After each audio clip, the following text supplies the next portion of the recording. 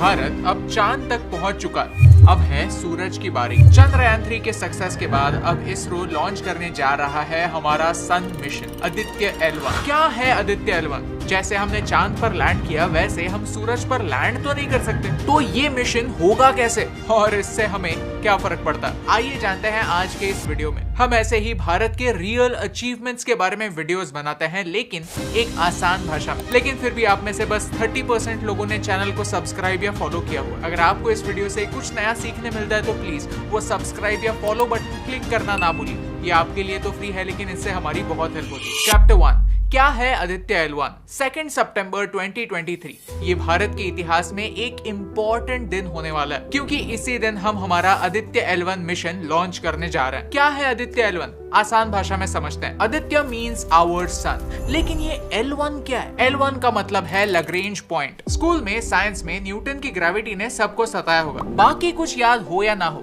Newton का third law सबको याद होगा। For every action there is an equal and opposite reaction. Space में भी ये रूल फॉलो होता है। आसान भाषा में समझा जाए तो अगर सूरज की ग्रेविटी पृथ्वी को अफेक्ट करती है तो पृथ्वी की ग्रेविटी भी सूरज को अफेक्ट करती है। पृथ्वी और सूरज के ग्रेविटेशनल फोर्सेस एक दूसरे से टग ऑफ वॉर का खेल खेलते रहता है, और एक पॉइंट ऐसा होता है जहां दोनों के ग्रेविटेशनल फोर्सेस एक दूसरे को कैंसिल आउट कर देते हैं। ऐसे टोटल 5 पॉइंट्स एग्जिस्ट करते हैं, जिन्हें L1, L2, L3, L4, L5 ऐसे नाम दिए गए। L2 पॉइंट पर नासा का सबसे powerful telescope James Webb telescope है, जो हमारे यूनिवर्स की ऐसी ब्यूटीफुल इमेजेस कैप्चर करता है। ये L पॉइंट स्पेशल होते हैं और इसीलिए इन्हें स्पेस मिशंस के लिए चुना जाता है। होगा ये कि L1 पॉइंट पर होने वाला पृथ्वी का ग्रेविटेशनल फोर्स और सूरज का ग्रेविटेशनल फोर्स एक दूसरे को कैंसिल आउट कर देगा, जिससे आदित्य L1 को ऑर्बिट में रहने में आसानी होगी। L1 सूरज को ऑब्जर्व करने के लिए मानो एक फ्रंट रो सीट है, जहां से सूरज का 24/7 व्यू मिलता है। सोलर एक्टिविटीज को मॉनिटर किया जा सकता है। सबसे इंपॉर्टेंट बात यह है कि L1 पॉइंट पर स्टडी रहने के लिए हमें सबसे कम फ्यूल लगता है, और इसरो वाले तो है ही एफिशिएंट। जब भी पैसे या फ्यूल बचाने की बात आती है तो हमारा नंबर सबसे ऊपर आता है। आदित्य L1 में 7 पेलोड्स यानी उपकरण है, जिनमें से 4 सूरज को स्टडी करेंगे और 3 L1 पॉइंट को ऑब्जर्व करेंगे। आप वीडियो को पॉज करके उनके नाम यहाँ पढ़ सकते हैं। हम उनके फंक्शंस के बारे में फ्यूचर में एक और वीडियो जरूर बनाएंगे। मिशन के नाम का मीनिंग समझने के बाद मिशन के ऑब्जेक्टिव्स मोर और लेस समझ ही जाते हैं। इस मिशन के थ्रू हमें सूरज और L1 पॉइंट दोनों के बारे में इंफॉर्मेशन मिलने वाली है। चांद पर लैंड करना एक बात है, सूरज पर लैंड तो नहीं कर सकते। सूरज के सरफेस का तापमान on an average 5500 degree Celsius होता है। चांद हमसे कुछ 3,80,000 किलोमीटर दूर है। सूरज हमसे 150 मिलियन किलोमीटर दूर है, लेकिन आदित्य L1 को इतना दूर जाने की जरूरत नहीं है। हम L1 पॉइंट तक ही जाएंगे, जो 1.5 मिलियन किलोमीटर दूर है, यानी चंद्रयान से 4 गुना ज्यादा डिस्टेंस हम इस मिशन में कवर करेंगे। लॉन्च को मिलाकर इस मिशन की कॉस्ट कुछ 400 करोड़ होगी। सनलाइट को पृथ्वी तक पहुंचने के लिए 8 मिनट लगते हैं, लेकिन आदित्य L1 को इस L1 पॉइंट तक पहुंचने के लिए 4 महीने लगेंगे। जहां चंद्रयान 3 सिर्फ 14 दिनों के लिए एक्टिव रहने वाला है,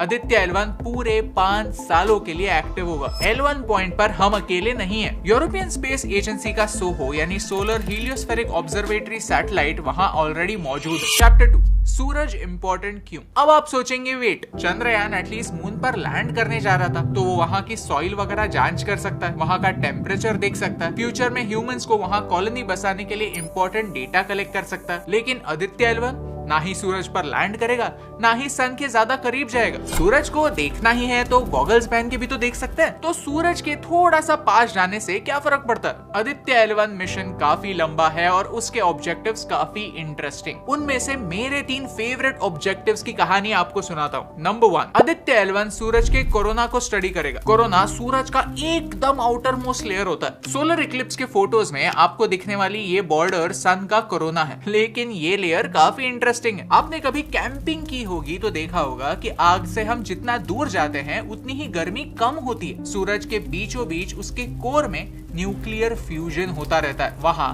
गर्मी सबसे ज्यादा होती है। लॉजिक यही कहता है कि कोर से जितना दूर जाओ उतनी गर्मी कम होगी। On an average surface temperature कुछ 5000 से 6000 डिग्री सेल्सियस होता है, बस उतना ही। कोरोना उसके सरफेस के बाहर होता है, लेकिन पता है कि कोरोना का टेम्परेचर क्या होता है? 1 से 3 मिलियन डिग्री सेल्सियस।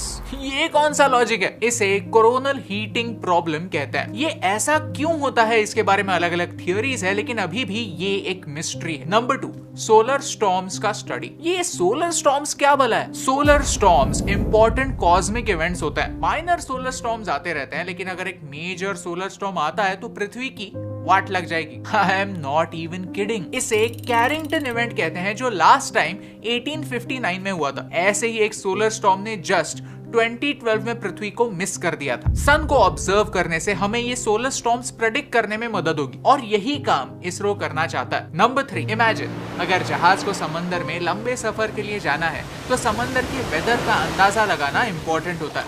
वैसे स्पेस मिशंस के लिए हमें स्पेस वेदर को समझना होगा। यू सी, हमारा सूरज पृथ्वी से 109 गुना बड़ा है। सूरज में 13 लाख पृथ्वी जैसे प्लैनेट समा जाएंगे, और हमारे सोलर सिस्टम का 99.86% मास हमारे सूरज में ही है। यानी हमारे सोलर सिस्टम के बाकी सारे प्लैनेट्स, मून वगैरह मिला जुला कर सिर्फ 0.14% मास है। हमारे सूरज का हमारे सोलर सिस्टम पर काफी बड़ा इंपैक्ट होता है। CME यानी कोरोनल मास इजेक्शंस, फ्लेयर्स और आयोनाइज्ड प्लाज्मा का हमारी सोलर सिस्टम पर होने वाला इंपैक्ट हमें हमारी फ्यूचर ट्रिप्स प्लान करने में हेल्प करेगा। चैप्टर 3, ये मिशन इंपॉर्टेंट क्यों? चंद्रयान 3 भारत के लिए इंपॉर्टेंट था क्योंकि अब ये प्रूव हो गया है कि हम किसी और सेलेस्टियल बॉडी पर सॉफ्ट लैंडिंग कर सकते हैं। सॉफ्ट लैंडिंग का मतलब है क्रैश किए बगैर हम किसी पेलोड को सेफली वहां तक पहुंचा सकते हैं। अगर हमें फ्यूचर में ह्यूमन मिशंस प्लान कर रहे हैं तो ये रिस्पॉन्सिबिलिटी काफी बड़ी होगी। ये एक अलग किस्म का चैलेंज होता है क्योंकि यहाँ पर रिस्क बहुत हाई होते हैं और फेलियर का चांस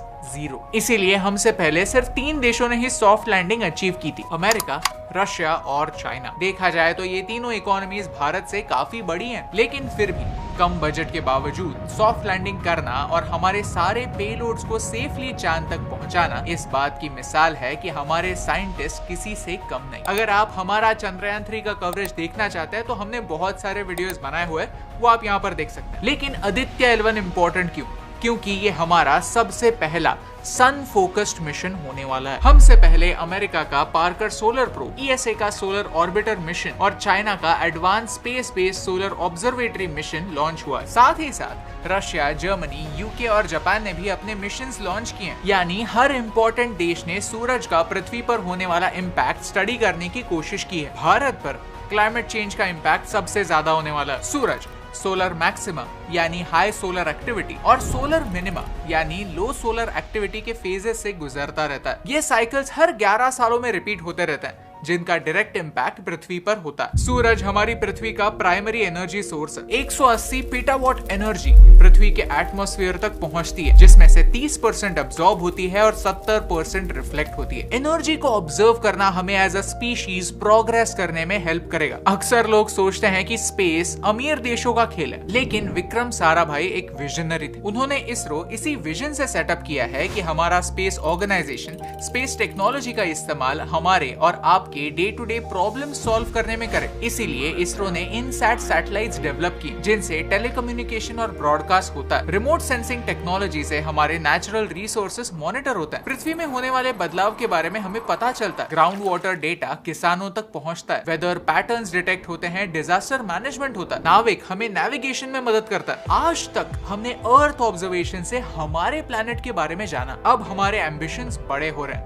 अब हम दूसरे सेलेस्टियल बॉडीज को भी स्टडी कर रहे हैं। हमारे झंडे को और ऊंचा ले जा रहे हैं। ये हर इंडियन के लिए एक प्राउड मोमेंट होगा। अगर आप इसरो को आदित्य L1 के लिए विश करना चाहते हैं तो कमेंट्स में ऑल द बेस्ट स्पैम कर दीजिए, क्योंकि आपको ये कार्टून तो याद होगा जो न्यूयॉर्क टाइम्स ने मंगलयान के बाद लॉन्च किया था। शायद इस कार्टून को अब अपडेट करने की जरूरत है, जहां हम एलिट क्लब में घुसना नहीं चाहते, हम खुद अपने आप में एक एलीट क्लब बन चुके हैं। और यही इंपॉर्टेंट बात आप तक पहुंचाने से मुझे फर्क पड़ता है।